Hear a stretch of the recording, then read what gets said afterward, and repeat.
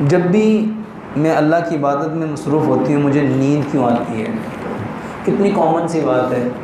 جب بھی ہم اچھا کام کریں گے تو دشمن کون ہے ہمارا؟ تو وہ آ کے کیا کرے گا؟ غافل کرے گا. تو اس کے لیے کیا کرنا چاہیے؟ سب سے آسان کام وضو کرو.